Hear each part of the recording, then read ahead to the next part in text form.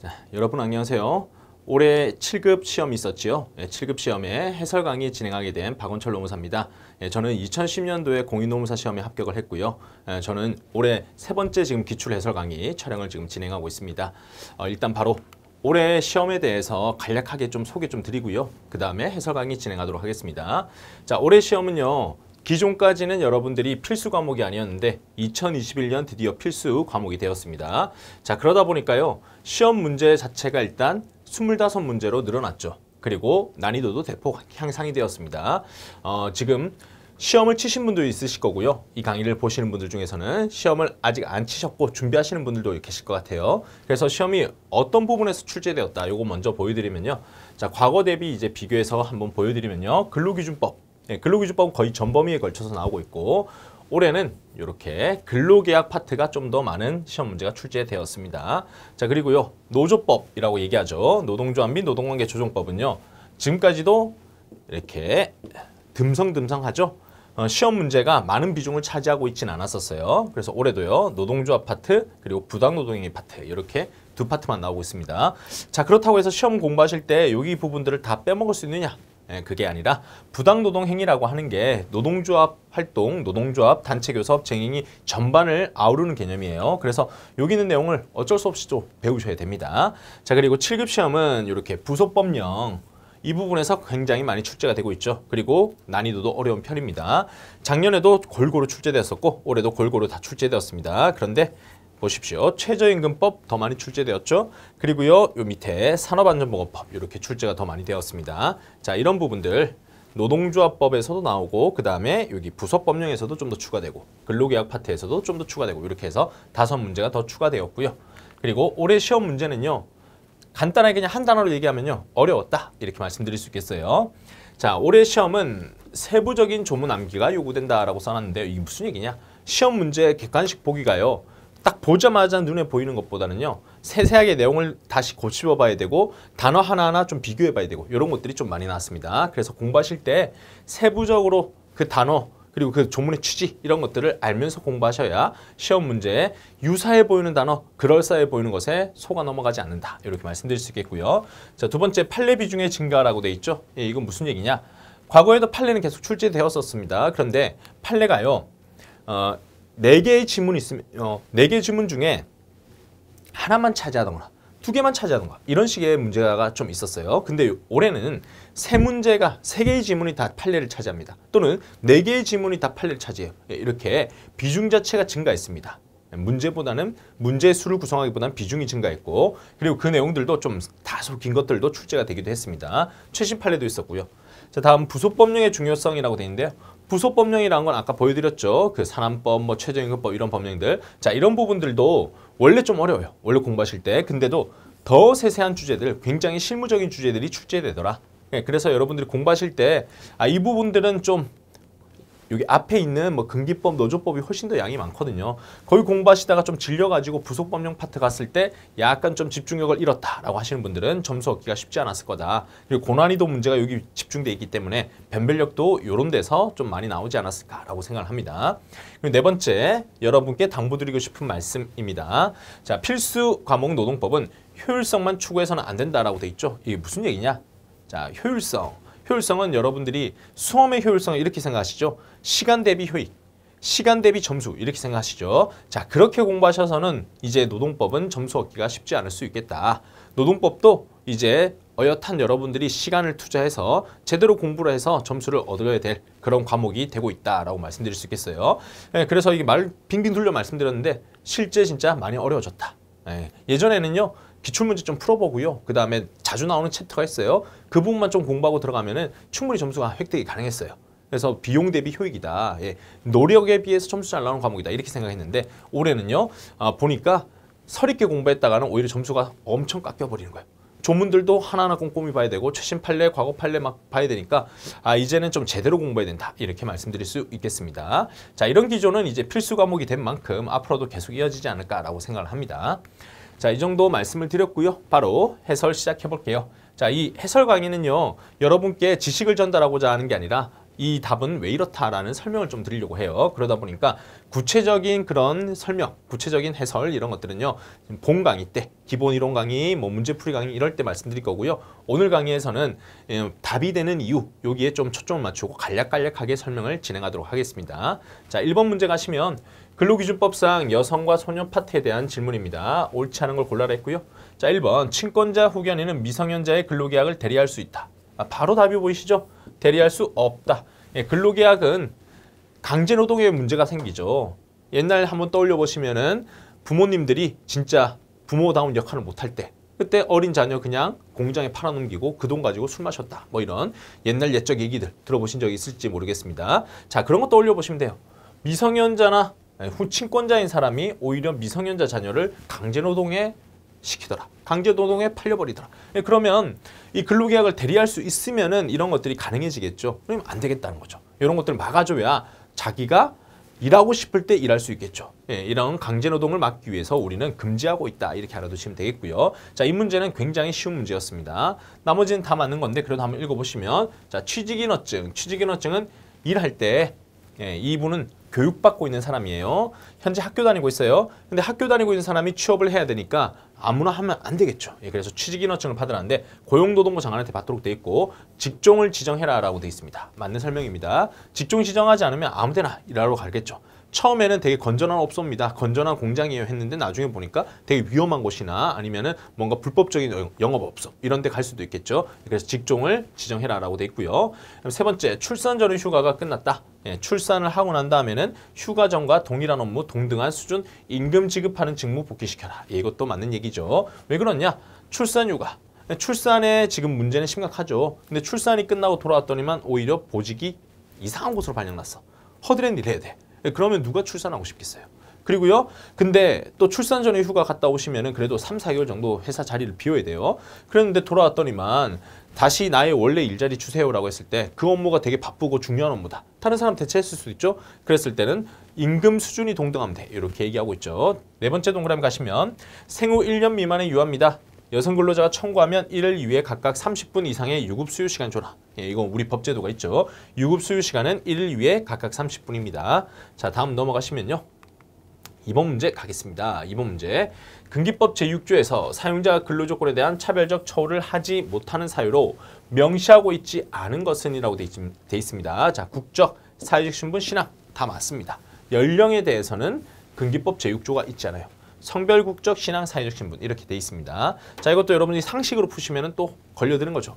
나이 가지고 차별하지 마 이렇게 생각할 수 있는데 나이 가지고 차별하지 마 이거는요. 고령자 고용 촉진 및 장애인에 관한 그 보호에 관한 법률이 따로 있습니다. 그 법에 의해서 지금 보호되고 있고 연령에 대해서는 근기법 제6조가 보호하고 있지 않다. 이렇게 알아두시면 되겠어요. 자, 다음 넘어가시면 3번 문제. 노조법 문제입니다. 부당노동행위 구제에 대한 설명으로 옳은 것입니다. 1번. 부당노동 행위에 대한 입증 책임은 이를 주장하는 근로자 또는 노동조합에게 있다라고 돼 있죠. 이게 근로기준법상 해고하고 다른 차이점이에요. 근기법상 해고에 대해서는 원래 사용자가 입증해라 이렇게 돼 있거든요. 근데 이 부당노동 행위는 근로자 또는 노동조합이 입증 책임을 집니다. 맞는 설명이고요. 자, 다음 넘어가시면 2번 설립신고증 교부받지 못한 노동조합. 이런 노동조합을 우리 뭐라 하냐? 법의 노조라 합니다. 이런 법의 노조가 노동위원회, 노동조합 조직 운영하는 것을 지배 개입하는 행위에 대해서 부당노동행위 구제 신청. 요게 포인트죠. 법의 노조는 부당노동행위 구제 신청 못합니다. 어디 가야 되냐? 바로 소송해야 돼요. 노동위원회를 못 가요. 서비스를 못 받습니다. 자, 이건 맞는 표현이었고 이건 X였고 3번. 부당노동행위 구제 신청은 부당노동이 있은 날로부터 6개월. 자, 이것도 많이 속이는 거죠. 3개월이고요. 6개월은 차별시정에 대한 얘기입니다. 네 번째, 노동위원회 구제명령 기각결정 재심 판정은 중앙노동위원회 재심 신청 행정소송 제기에서 효력이 정지되지 않지요. 그래서 구제명령 이행하면서 싸워 이렇게 얘기를 합니다. 자, 답은 그래서 1번입니다. 다음 4번 문제입니다. 노조법상 노동조합의 관리 등에 관한 설명으로 옳지 않은 것은 이라고 돼 있죠. 자, 이런 노동조합 파트 그 부분에서 관리 이런 부분들은 좀 세세한 것들을 요구하기 때문에 약간 이제 다소 어렵게 느껴질 수 있어요. 저도 강의하면서 이 부분을 어떻게 해야 여러분한테 좀 생동감 있게 전할 수 있을까? 근기법은 여러분들이 알바 경험이라도 있어서 그나마 좀 생동감 있게 느끼는데 노동조합에 대해서 여러분들이 활동해보거나 뭐 가입해본 경험이 없으니까 이런 얘기들은 되게 좀 뜬구름 잡게 느껴지시는 경우들이 있거든요. 자, 어쨌거나 이런 것도 시험 문제 나온다라는 겁니다. 1번 가시면요. 행정관청은 노동조합 규약이 노동관계 법령에 법령에 위반한 경우에는 노동위원회 의견을 얻어서 시정을 명할 수 있다라고 돼 있죠.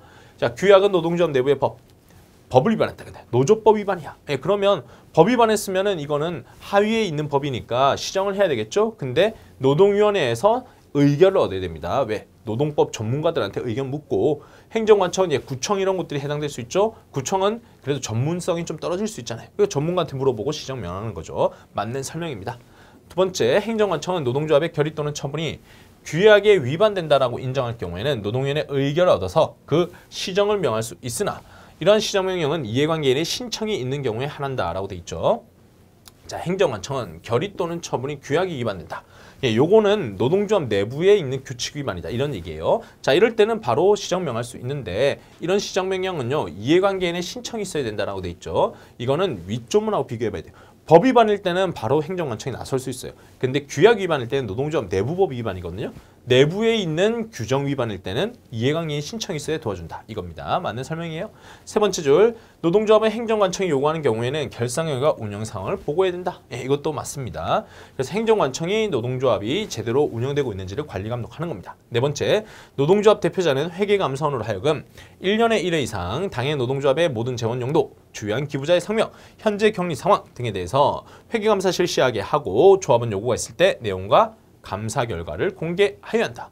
자, 잘 나오다 이게 틀렸죠? 6개월에 1회 이상입니다. 1년에 1회가 아닙니다. 예, 그래서 답은 옳지 않은 것을 골라라 했으니까 4번이 답이 된다. 이렇게 확인하셨어요. 그래서 횟수 6개월에 1회 이상 이 부분을 잘 보셨어야 된다. 다음 5번입니다. 노동조합의 총회 대의원의 설명으로 옳지 않은 것. 자, 대의원 임기는 규약, 노동조합 내부 법으로 정하되 3년을 초과할 수 없습니다. 맞습니다. 대의원의 조합원의 직접 비밀 무기명 투표에 의해서 선출한다. 이것도 맞습니다. 세 번째, 총회는 규약의 제정, 변경, 임원의 해임, 합병, 분할, 해산, 예산 결산 및 조직 형태 변경에 관한 사항은 제적조합원 과반수 출석, 출석조합원 3분의 2 이상 찬성으로 의결한다. 이걸 뭐라고 하죠? 우리가 특별 정족수 이렇게 얘기하죠. 특별한 요건을 갖춰야 된다. 되게 중요한 부분이야 이렇게 얘기합니다. 근데 일반적인 사업 같은 경우에는 일반적인 행사, 일반적인 결정 이런 것들은 일반 정족수라고 해요. 그때는 과반수 출석, 과반수 찬성 이렇게 얘기하거든요. 그거 여기 보다 보면 뭔가 보여요. 예산 결산 보이시죠? 예산 결산은 그냥 일상적인 업무 중에 하나다라는 거죠. 중요하긴 하지만 일상적인 업무 중에 하나다. 그렇기 때문에 출석 조합원이 과반수의 찬성만 얻으면 됩니다. 이 부분이 있기 때문에 이건 틀렸다라고 볼 수 있겠죠. 그래서 맞는 것과 틀린 것을 교묘하게 섞어서 또 여러분들의 오답을 유도할 수 있는 그런 답이었습니다. 그런 지문이었습니다. 네 번째 갑니다. 그래서 이건 옳지 않고요. 네 번째, 규약의 재개정, 결의를 통해서 총회 가름할 대의원을 두고 규약 개정에 관한 사항을 대의원의 의결 사항으로 정했다. 그렇다 하더라도 총회 규약 개정 권한은 소멸된다고 볼 수 없다. 이건 판례 내용이죠. 무슨 내용이냐? 자, 규약의 재개정이라면 노동조합 내부에 법을 만드는 거예요. 이것을 원래 어디서 하느냐? 원래는 총회가 합니다. 그런데 대의원회를 통해 가지고 이것을 하겠다라고 결정한 겁니다. 자, 그럴 때 대의원회가 하겠다고 했으면 이제 총회는 못 하는 거냐? 총회 대의원회 차이를 아셔야겠죠. 대의원회는 비교를 좀 해보면 우리 사회에서 비교해보면 대의기구예요. 국회의원 생각하시면 돼요. 총회는 국민투표 생각하시면 돼요. 누가 더 민주성이 있냐 이거죠. 총회가 훨씬 더 민주성이 있잖아요. 그러니까 원래는 국민들이 모여서 법을 만들어야 되는데 국회의원한테 맡겼어. 그렇다고 국민은 여전히 법을 만들 수 있어. 이렇게 보는 게 맞지 않을까요? 민주적인 법을 만든다면? 예, 그렇게 해서 해석을 할 때 규약의 재개정 권한은 원래 국민이 하던 거다. 총회가 하던 거다. 근데 이것을 국회의원한테 맡겼다? 그렇다 하더라도 여전히 국민은 재개정할 수 있다. 이렇게 보는 게 우리 판례 입장입니다. 판례 내용으로 볼 수 없다 했으니까 맞는 표현이죠. 그래서 옳지 않은 건 3번 확인하셨습니다. 자, 다음 6번입니다. 근기법 제4장 근로시간 휴게 휴일 적용 제외 관한 설명으로 옳지 않은 것입니다. 자, 1번 감시 또는 단속으로 근로에 종사하는 근로자는 사용자 신청에 의해서 고용노동부 장관이 노동위원회에 의결 얻어서 승인한 경우에 적용 제외된다. 63조 감시단속적 근로자 요거에 해당하면 원래 근로시간, 휴일, 휴게 제외가 되죠. 근데 이 요건을 보는데 지금 노동위원회 의결이라는 게 들어와 있어요. 이거는 포함되지 않습니다. 그냥 노동청 가셔가지고 그 근로감독관님한테 이제 승인받으면 돼요. 그걸 고용노동부 장관한테 하는 건데 실제 실무는 고용노동부 장관이 실제 노동청의 감독관님 통해서 업무가 이루어지죠. 그렇게 해서 고용노동부 장관이 승인받으면 된다. 이렇게 그냥 끝이 납니다. 2번 가시면은 사업 종료 관계없이 관리감독 업무, 기밀 업무 취급한다. 예, 그러면 근기법 63조에 적용 제외되는 사람 중에 하나가 맞습니다. 다음 토지 경작 개간, 식물 식재 재배 채취 사업, 농림 사업. 예, 이거 1차 산업이라 그러죠. 예, 이런 업무들은 근무 시간을 적용하기 좀 적절하지 않은 업무들이죠. 지금 태풍 밀려오는데 어떻게 일을 안 해요? 예, 그러면 동물 사육 수사. 이것도 동일합니다. 1차 산업도 63조에 따라서 근로기준법 적용 제외로서 근로시간과 휴게 휴일이 빠져나갑니다. 이렇게 보시면 답은요. 옳지 않은 거 1번이다 확인하셨고요.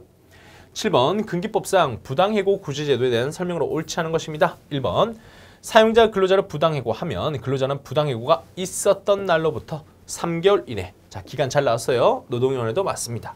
2번 지방노동위원회 구제명령 기각결정 불복하는 사용자 그리고 근로자.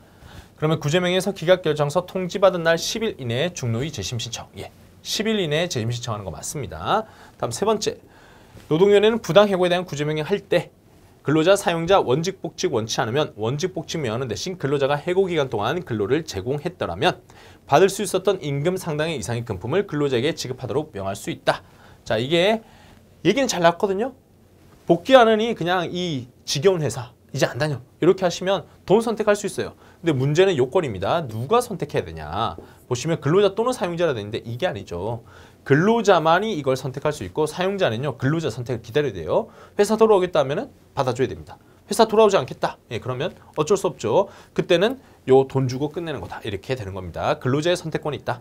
네 번째 갑니다. 사용자 근로자에 대한 해고가 정당한 이유가 없음을 이유로 노동위원회에 구제 신청해서 구제 절차 진행 중에 근로자 별도로 사용자 상대로 같은 사유로 해고 무효 확인 청구의 소를 제기했다가 청구가 이유 없다 해서 기각 판결을 받았고 확정까지 돼버렸다. 자, 이게 무슨 얘기냐? 노동위원회 싸움하고 있는데 민사소송을 별도로 한 거예요. 근데 민사소송에서 근로자가 져버렸네요? 져버렸고 이게 확정까지 돼버렸네요? 그러면 부당해고가 아니라는 점은 이미 확정되어 있기 때문에 더 이상 구제 절차를 유지할 필요가 없다. 구제이익 소멸이기 때문에 이제 사건 끝이다. 이렇게 얘기하는 겁니다. 이거는 공법과 사법 싸움을 알고 계셔야 됩니다. 노동위원회 싸움은 공법 절차입니다. 행정, 국가가 사용자 이렇게 하면 안 돼라고 지금 지적을 하는 거라면 이 민사소송은요. 사용자 대 근로자의 직접적인 싸움이에요. 그러니까 민사소송에 대한 결과물이 더 우선합니다. 이거는 진짜 권리의 여부에 대해서 확실하게 나온 거니까요. 그래서 민사소송이 확정돼 버렸으면 이제 노동위원회는 못 다툰다. 이렇게 얘기하는 거고 이건 판례 내용이고 제대로 설명이 나온 겁니다. 자, 그래서 옳지 않은 것은 3번이다 확인하셨습니다. 3번 사용자 이 부분이 틀렸다. 8번 갑니다. 근기법상 취업규칙에 대한 설명으로 옳지 않은 것이고요. 1번 노동부 장관은요. 법령단 처백에 어긋나는 취업규칙 변경을 명할 수 있다라고 돼 있죠. 예, 맞습니다. 장관이 하고요. 법령단 처백 둘 다 법조문 안에 들어와 있습니다. 맞고요. 두 번째, 근로자에게 불리한 내용으로 변경된 취업규칙은 집단적 동의를 받은 경우에는 그보다 유리한 근로조건 정한 기존의 개별 근로계약 부분에 우선하는 효력을 갖는다라고 돼 있죠. 자, 이것도 최근 판례입니다. 이거 최신 판례. 불리하게 취업규칙이 바뀌었어. 예, 그렇지만 유리한 근로계약서가 있어. 그럼 근로계약에 우선하느냐? 아닙니다. 이때는 취업규칙은 불리했지만 근로계약이 우선하면 이대로 간다라고 얘기를 합니다. 유리조건이 더 먼저 적용되는 거고 만약 이 근로계약서를 어떻게 해줘야 되냐? 취업규칙이 100인데 80으로 다운됐다 가정하면 근로계약서가 여전히 100이다라고 하면 이걸로 간다는 거예요. 어떻게 해야 되냐? 근로계약서 낮춰줘야 되죠. 근데 여기 보시면 불리한 내용으로 변경된 취업규칙. 자, 취업규칙만이 변경됐을 뿐이죠. 집단 동의 받았고요. 그런데 그보다 유리한 근로조건 정한 기존의 개별 근로계약 부분에 우선한다. 뭐가 우선한다고요?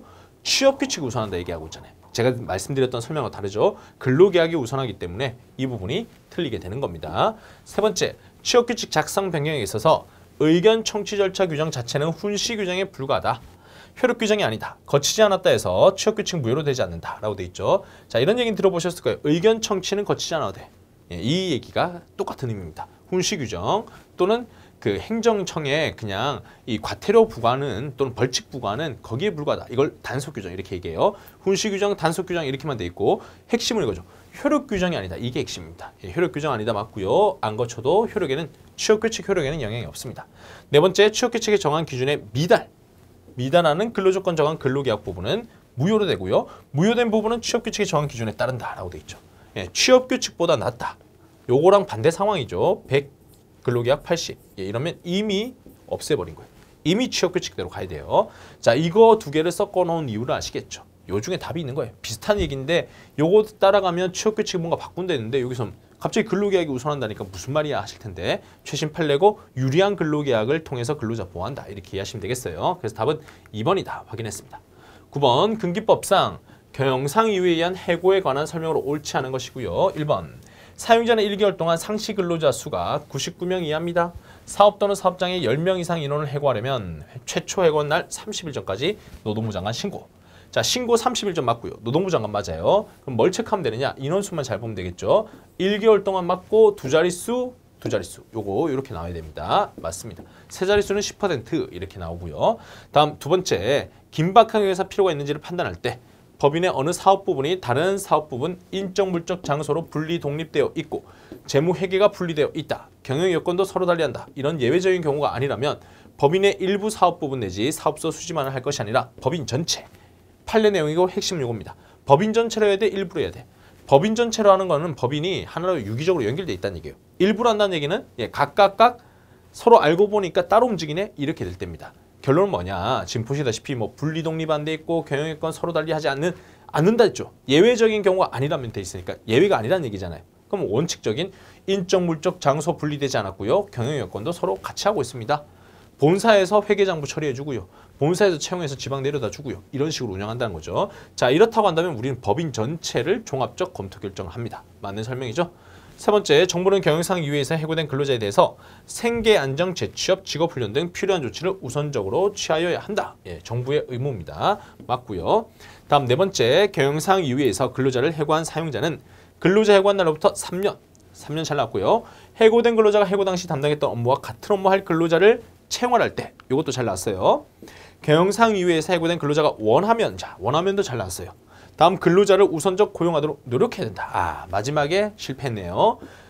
예전 조문이 이랬어요. 25조 얘기고 우선 재고용 얘기인데 정예고된 사람들이 이제 회사에서 쫓겨났잖아요. 근데 이 회사가 다시 살아났어요.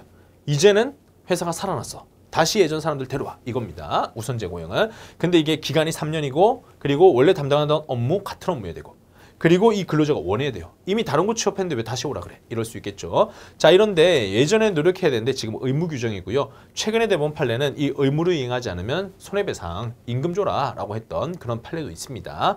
자, 이렇게 해서 결론은 옳지 않은 것이니까 4번 이렇게 답이 되고 있죠. 다음 10번입니다. 근기법상 사용자 해고예고 의무에 대한 설명으로 옳지 않은 것이고요. 1번 사용자 해고예고는 근로자 하여금 해고에 대비해서 새로운 직장을 구할 수 있는 시간 그리고 경제 여유를 주려는 것이다. 일정 시점 특정해서 하거나 언제 해고되는지 근로자가 알 수 있는 방법으로 해야 된다. 자, 설명들 다 잘났어요. 요거는 왜 한 달을 미리 알려줄까? 또는 한 달 친금 왜 줄까? 시간 경제. 바로 실직하면 힘들잖아요. 그러니까 그 다음 날짜는 근데 특정해줘야죠. 언제 해고되는지 몰라. 이럴 때는 근로자 보호도 안 되겠죠. 그래서 날짜를 근로자가 알 수 있도록 특정해서 해줘야 됩니다. 맞는 설명입니다. 두 번째, 해고 예고를 위반한 해고를 하더라도 해고의 정당한 이유를 갖추고 있으면 해고의 사법상 효력에는 영향이 없다. 예, 우리 판례 내용입니다. 해고 예고 의무 위반과 해고 효력은 영향 없음. 단 해고 예고 수당 지급은 변론을 하고 돈은 주면 되지. 하지만 해고 효력하고는 무관해. 이렇게 얘기하는 겁니다. 맞고요. 세 번째, 사용자는 계속 근로한 기간이 3개월 미만이다. 근로자를 해고할 때는 해고 예고 의무를 부담하지 않는다. 예, 요거 우리 개정법에서 26조에 들어와 있죠. 계속 근로 3개월 미만이면 해고 예고 하지 않아도 됩니다. 네 번째, 사용자가 근로자를 해고하면서 해고 예고 수당을 지급했습니다.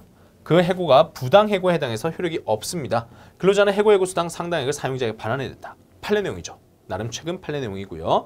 이건 뭐였냐? 해고 예고 수당이라고 하는 건 해고가 있을 때 주는 돈이잖아요. 그러니까 만약 부당 해고라고 판정받았으면 해고는 없게 되는 거거든요. 그러면 해고 예고 수당은 해고 있을 때 받는 건데 해고가 없어졌으니 돌려내놔 이렇게 얘기하는 거죠. 자, 그래서 예전에는 부당 이득으로 봐서 가져가거나 임금에서 빼거나 이렇게 했었어요. 근데 최근에는요. 어쨌거나 이 사람 내쫓겼잖아. 어쨌거나 길바닥에 차가운 바람 맞아봤잖아. 그러면 그때 동안 힘들었겠지. 그래서 이 해고의 효력과는 변론하고 예고수당 줘라 이렇게 보고 있습니다. 사용자에게 반환해라? 아니다. 무조건 줘라 이렇게 바뀌었습니다. 그래서 답은요. 옳지 않은 것이니까 4번 이렇게 확인했고요. 11번 노조법상 부당노동행위에 대한 설명으로 옳지 않은 것입니다. 1번 지배개입 부당노동행위 성립에 반드시 근로자 단결권 침해라고 하는 결과 발생까지 요하는 것은 아니다. 요거 지배개입 부당노동행위의 특징이죠.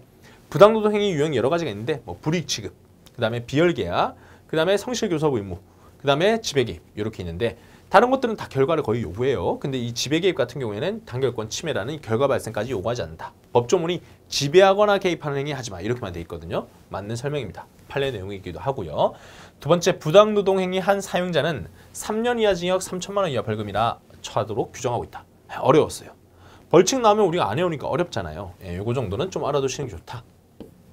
2년 이하 징역 2천만 원 이하 벌금이라 돼 있습니다. 다음 세 번째, 특정 근로자가 파업에 참가했거나 노동조합 활동에 적극적이란 이유로 해당 근로자에게 연장 근로를 거부했다. 그러면 해당 근로자의 경제적 내지 업무상 불이익을 주는 행위로서 부당노동행위에 해당할 수 있다. 자, 이것도 판례 내용입니다. 연장 근로는 양당사자가 합의해서 할 수 있는 거예요. 그런데 연장 근로 하고 싶대도 회사가 일이 없으면 하지마 할 수 있는 거예요. 문제는 요거였던 거죠. 파업 참가 노동조 활동 적극. 이것 때문에 다른 사람 다 시켜주고 이 사람만 안 시켜줘요. 그럼 연장 근로 하면 여러분 1.5배 주는 거 아시죠? 1.5배를 이 사람만 안 주겠어. 그럼 뭐가 됩니까? 경제적으로 공공해지겠죠. 그래서 궁핍해지니까 경제적 내지 또 남들은 다 업무가 많아가지고 열심히 일 처리하고 연장 근로까지 하면서 일하는 거 보니까 승진도 빨리 될 수 있는데 이 사람은 왠지 일이 없어 보이죠. 승진에서도 후순위 되겠죠. 그래서 업무상 불이익 이렇게 보는 겁니다. 맞는 설명.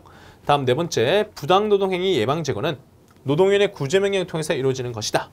구제명령에 이행할 수 있는 법률적 사실적인 권한의 능력, 가지는 지위에 있는 한 그 한도 내에선 부당노동의 주체로서 구제명령 대상자인 사용자까지도 해당할 수 있다. 이거는 근로계약 상대방이 아닌 제3자. 자, A 회사가 있고 여기가 감노조라고 해보면 이 B, 밖에 있는 제3자인 회사 B 회사가 이 노동조합 활동하는데 뭔가 방해를 했어요. 그랬을 때 우리가 A 회사를 상대로 하는 게 아니라 밖에 있는 B 회사를 상대로 싸울 수 있을까? 여기에 대한 것이었고요. 자, 여기 보시다시피 법률적 사실적 권한이 있다. 그리고 본인이 뭔가 한 게 있다. 부당노동행위의 역할을 한 게 있다. 예, 그렇다면 사용자에 해당한다고 보는 판례가 있습니다. 그래서 이거는 맞는 설명 이렇게 되고요. 그래서 옳지 않은 것인데 벌칙 2년 이하 징역 3천만 원 이하 2천만 원 이하 벌금 요걸 골라주셔야 되겠습니다. 자, 다음 12번 문제로 넘어갑니다. 최저임금법 설명으로 옳지 않은 것입니다. 자, 장관님께서 위원회 회의를 소집할 수 있다라고 되어 있는데 아닙니다. 자, 장관님이 소집하는 게 아니라 최저임금위원회 위원장이 소집을 합니다. 두 번째, 노동부 장관은 최저임금 결정한 때 지체 없이 내용을 고시해라. 예, 고시 의무 있고요. 세 번째, 노동부 장관은 최저임금법 시행에 필요한 범위에서 근로자 사용자에게 임금 관한 사항을 보고하게도 할 수 있고요. 그 다음에 장관은 매년 8월 5일까지 최저임금 결정해라. 이것도 맞고요. 자, 이 부분도 좀 어려웠을 것 같아요. 왜? 3번에서 여러분들이 유혹을 많이 느꼈을 것 같아요. 왜 장관이 뭔데 근로자 사용자한테 보고해? 이렇게 얘기하면 좀 국가가 너무한 거 아니야? 이렇게 생각할 수 있겠죠. 근데 현실 알아야 될 거 아니에요. 너네는 어떻게 생각하니? 너네는 얼마 주고 있니? 이런 것들 봐야 되겠죠. 그래서 보고하게 할 수 있고요. 이 회의 소집, 회의 진행 같은 경우에 위원장이다. 이걸 알아두시면 되겠습니다. 위원장. 다음 13번 넘어갑니다. 최저임금법상 최저임금에 대한 설명으로 옳지 않은 것. 1번. 최저임금은 사업의 종류별로 구분해서 정할 수 없다라고 돼 있죠. 아닙니다. 사업의 종류별로 하도록 돼 있습니다. 근데 우리나라가 안 할 뿐이에요. 업종에 따라 최저임금 달리할 수 있다. 이렇게 알아두시면 되겠어요. 다음 두 번째. 노동부 장관은 근로자 생계비 그리고 임금 실태 등을 2년마다 조사해라. 아니죠. 매년마다 조사해라. 세 번째. 노동부 장관이 고시한 최저임금은 당해년도 9월 1일부터 효력 발생. 아니죠. 내년 1월 1일 효력 발생입니다. 네 번째. 최저임금법이 적용되는 경우라도 반드시 근로자가 실제 근무한 매시간에 대해서 최저임금 이상의 임금을 지급해야 되는 것은 아니고 근로자와 근로계약 정한 임금 산정 기준기간 내에서 평균적으로 최저임금액 이상을 지급하면 된다. 최저임금 적용 이후에 임금 산정 기준기간은 그래도 1개월은 초과해서는 안 된다라고 돼 있죠. 이게 무슨 얘기냐? 시급 기준으로 했을 때 그냥 최저임금 10,000원으로 가정해 볼게요. 시급 기준은 9,000원 줘요. 그럼 여러분들 최저임금 위반 이렇게 보이시죠? 근데 이 회사가요. 시급은 9,000원인데 한 달 개근하시면은 개근 수당으로 수당을 뭔가 하나 줘요. 한 달에 한 번씩.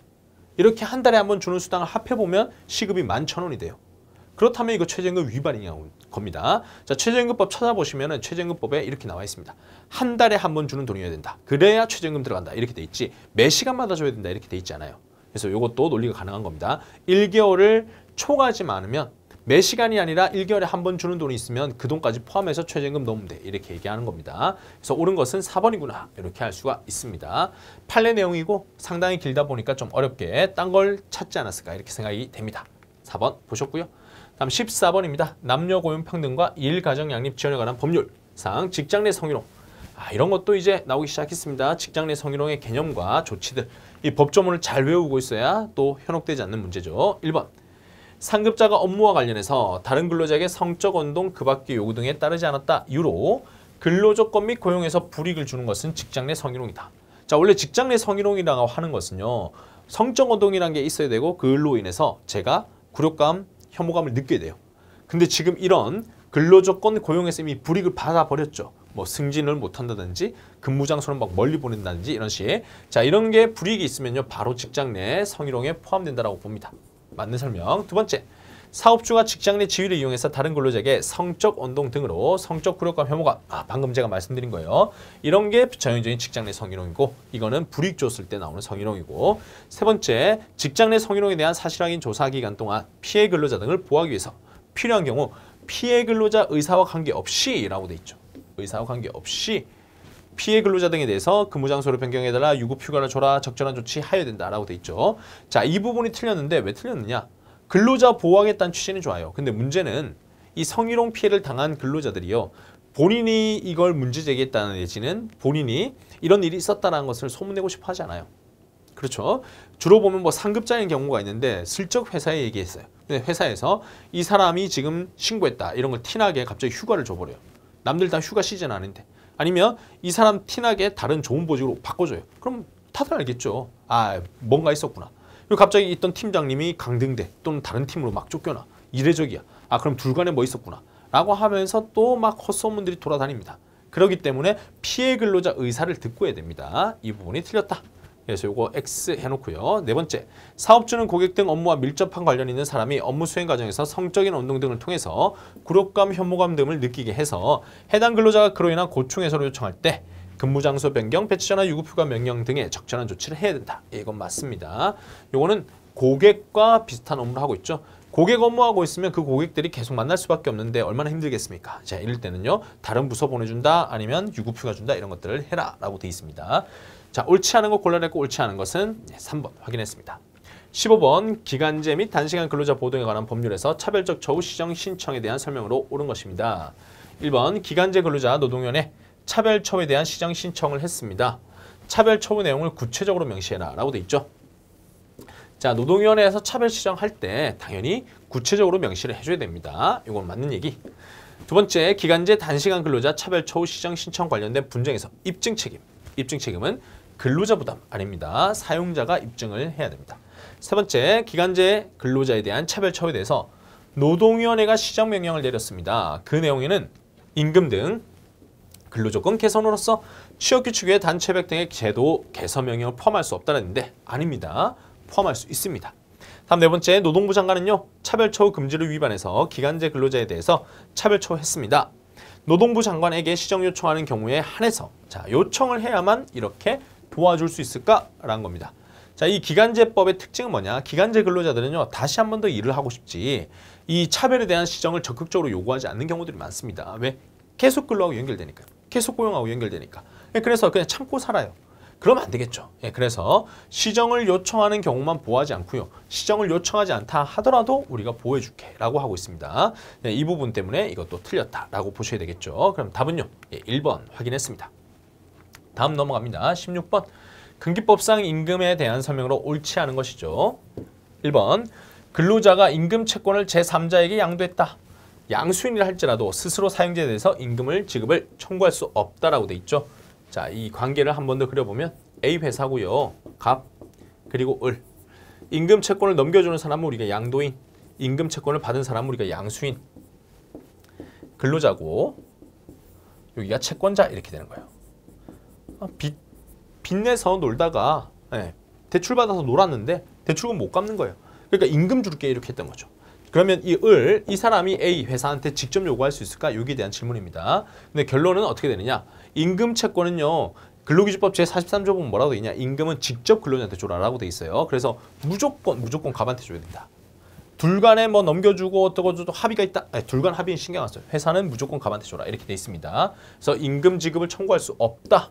맞는 거죠.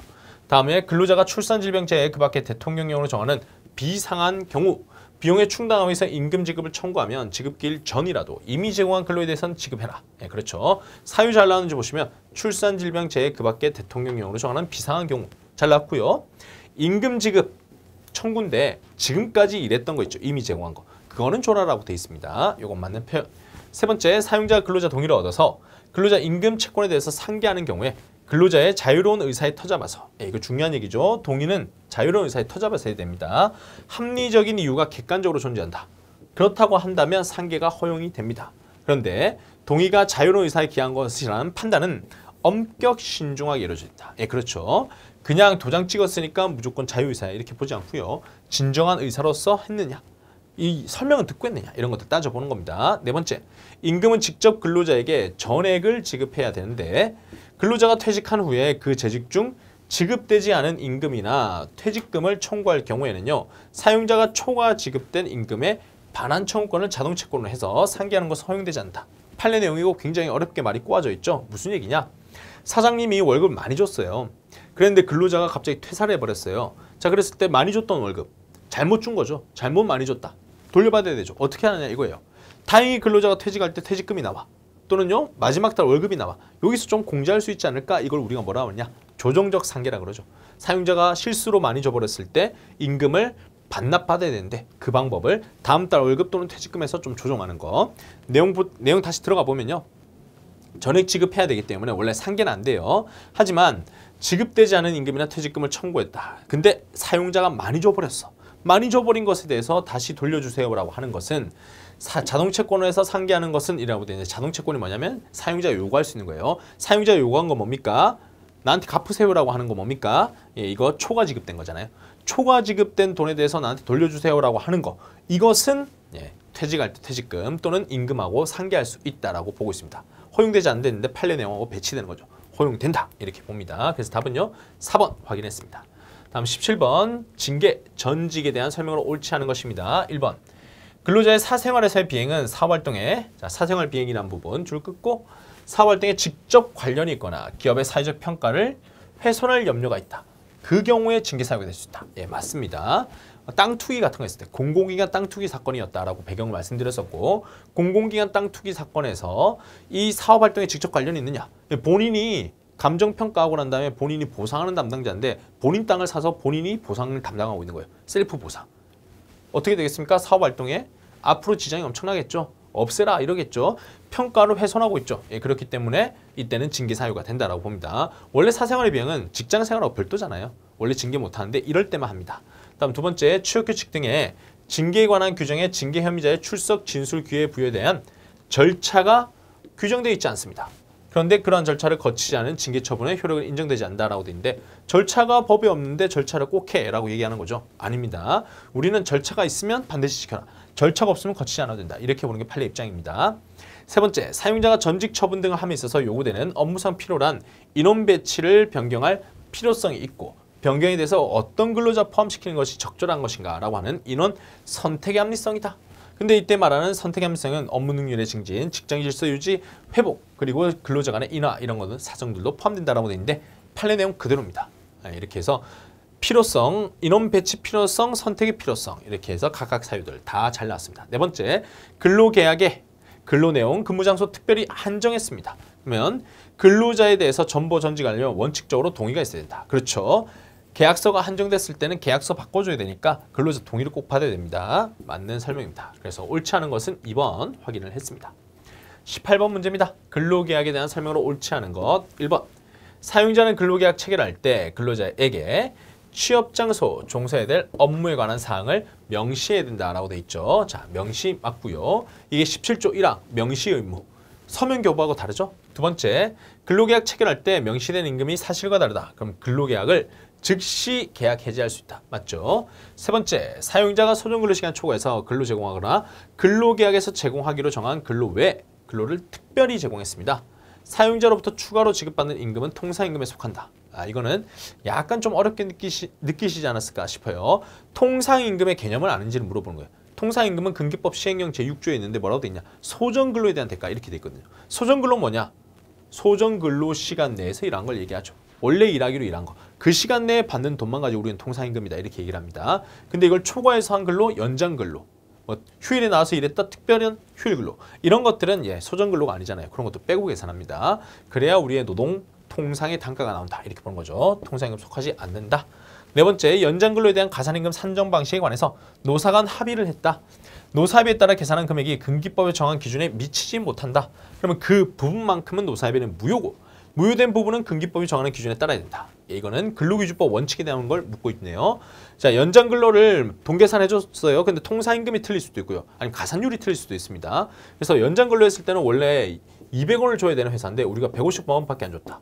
그러면 50원 비잖아요.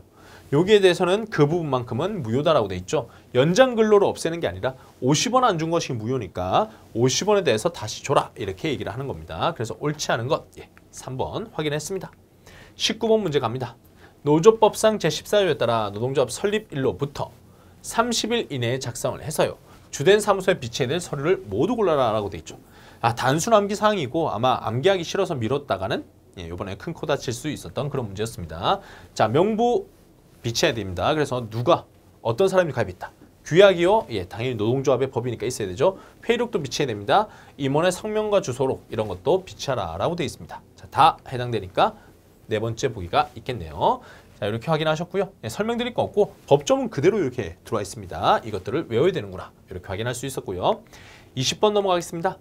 최저임금법령상 최저임금 또는 최저임금위원회에 대한 설명으로 옳지 않은 것입니다. 1번 최저임금에 관한 심의, 그 밖의 최저임금 중요사항을 심의하기 위해서 고용노동부 안에 최저임금심의위원회, 최저임금위원회를 둔다. 맞죠? 노동부 장관 아래 있다, 노동부 아래 있다. 이것도 중요했습니다. 다음 두 번째, 신체 정신 장애가 업무 수행에 직접적으로 현저한 지장을 주고 있습니다. 그리고 그게 명백해요. 그러면 사용자가 고용노동부 장관의 인가를 받은 근로자에 대해서 자, 이렇게 일하기가 힘듭니다. 이걸 인가받아온 거예요. 그랬을 때 우리는 시간당 최저임금 100분의 10을 뺀 금액을 시간당 최저임금으로 줘야 되느냐?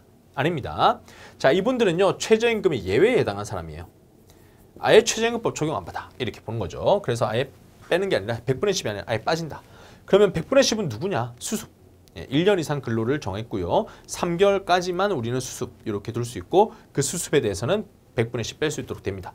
오해하시면 아셔야 될 게 수습을 3개월로 해라. 이게 아닙니다. 수습은 6개월 둘 수도 있고 8개월 둘 수도 있고 해요. 하지만 최저임금에서 감액할 수 있는 건 3개월 이렇게 이야기하는 거죠.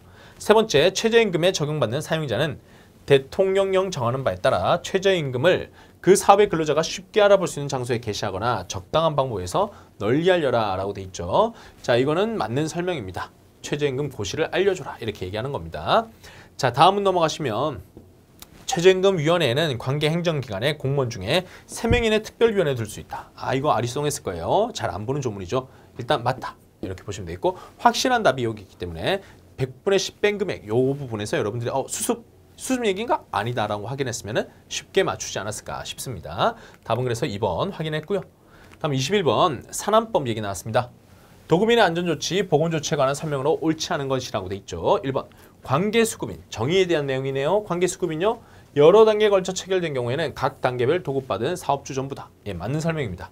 관계수급인은 수급, 일을 받는다. 그거 모든 관계. 서로 일을 주고받고 했으니까요. 서로 다 연관관계가 있죠. 관계수급인이라 합니다.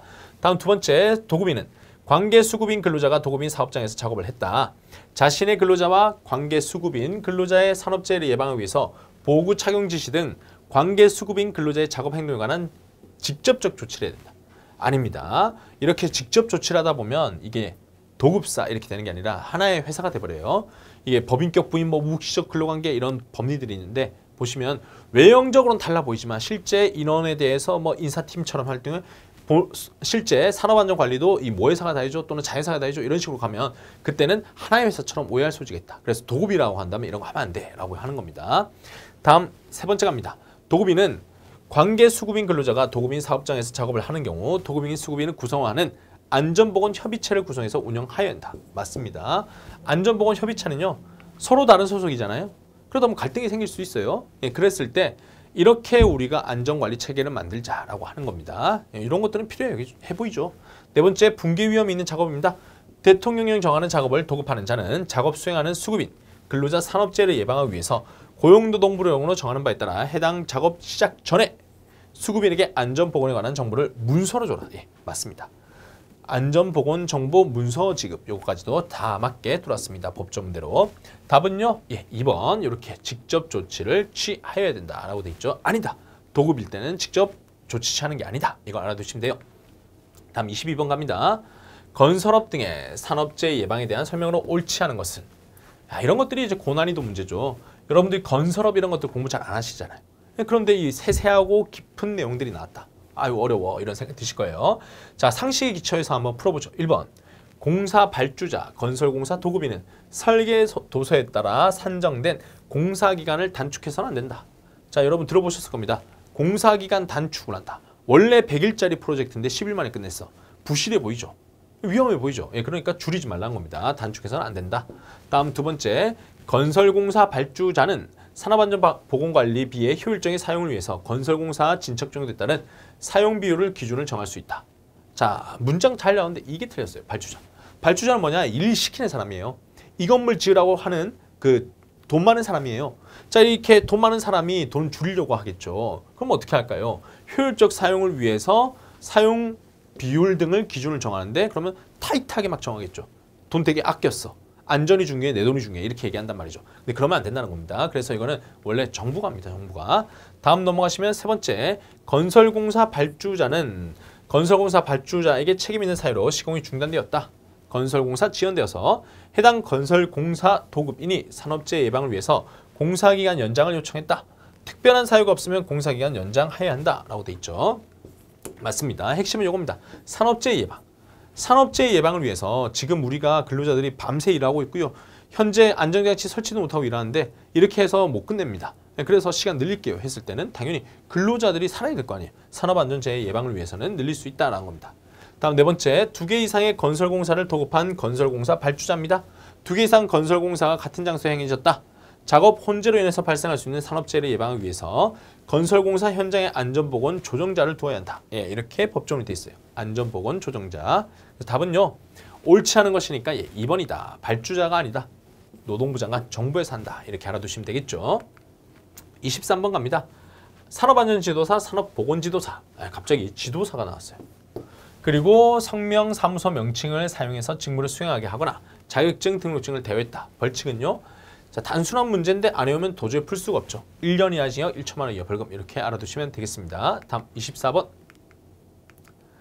파견근로자 보호 등에 관한 법률상 사용사업주 직접 고용 의무에 대한 설명으로 옳은 것입니다. 1번. 사용사업주는 파견근로자 사용하고 있는 업무에 근로자를 직접 고용하려고 할 때 해당 파견근로자를 우선 고용해야 한다. 아닙니다. 의무가 아니라 노력해라 라고 되어 있습니다. 예, 불법 파견은 몰라요. 근데 적법 파견이다라고 한다면 노력해라 라고 해서 꼭 채용이 될 의무는 없다라고 보시면 되겠습니다. 자, 두 번째, 사용사업주가 파견 근로자에 대해서 직접 고용 의무를 부담하게 됐다. 해당 파견 근로자 의사유보와 관계없이 사용사업주는 해당 파견 근로자를 직접 고용해야 한다라고 돼 있죠. 자, 옳은 걸 고르는 건데 옳지 않다는 거 보이시죠? 보시면은 직접 고용 의무가 있어요. 해당 파견 근로자 의사유보와 관계없이 파견 근로자를 직접 고용해라라고 돼 있죠. 자, 이건 무슨 얘기냐? 여러분들이 단어 왔다 갔다 해서 헷갈리실 것 같은데, 자, 이렇게 돼 있죠. 보시면은 사용사업주 이렇게 돼 있잖아요. 여기가 사용사업주, 부려먹는 사람. 여기가 파견사업주, 여기가 파견 근로자입니다. 근데 여기서 이렇게 관계가 되는 거죠.